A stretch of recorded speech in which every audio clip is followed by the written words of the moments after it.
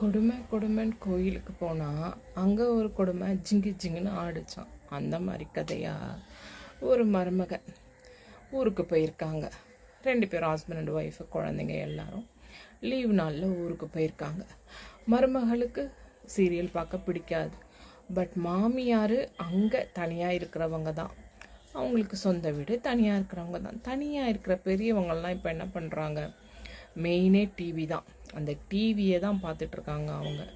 அதில் என்னென்ன சீரியல் போதோ எல்லாம் பார்ப்பாங்க. எல்லா சீரியல் ஒன்றும் விடாமல் பார்ப்பாங்க.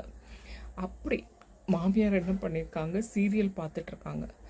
மருமக அன்னைக்கு தான் போய் அவங்கக்கிட்ட கூட உட்காந்து சரி இருக்காங்க, அவங்க பார்க்குறாங்க, சரி நம்மளும் பார்க்கலாம் சரின்னு பார்க்குறாங்க.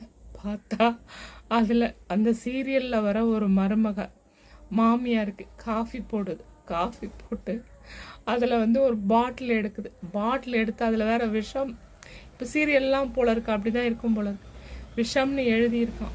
அதை ஊற்றுறாங்களாம், காஃபியில் ஊற்றி கலந்து அப்படியே தட்டில் வச்சு எடுத்துகிட்டு மாமியாருக்கு போகிறாங்க. அதோட பார்த்திங்கன்னா இடைவேளை இவனுங்க பண்ணுற அநியாய விளம்பரதாரர்கள் ஃபுல்லும் நடுவில் விளம்பரம். இது நடுவில் விளம்பரம் வந்துருச்சு. அப்போ மாமியார் கேட்குறாங்க மருமகளை, அவள் கொடுத்துருவாளா அப்படின்னு கேட்குறாங்க. உடனே மருமக, சோ இவங்க ஏதோ டிஸ்டர்ப் ஆகியிருக்காங்கன்னு சொல்லிட்டு நம்ம சொல்ல வேண்டாம் அப்படின்ட்டு, அது எப்படிமா கொடுப்பாங்க, கொடுக்க மாட்டாங்க அப்படின்ட்டு இவங்க சொல்கிறாங்க. மாமியார் சொல்கிறாங்க, இல்லை கொடுத்துருவா. இப்போ இருக்க மருமகள்லாம் எப்படி எப்பா என்னத்தை தான் கேட்குறாங்க, மாமியாரை எதிரி மாதிரில நடத்துகிறாங்க.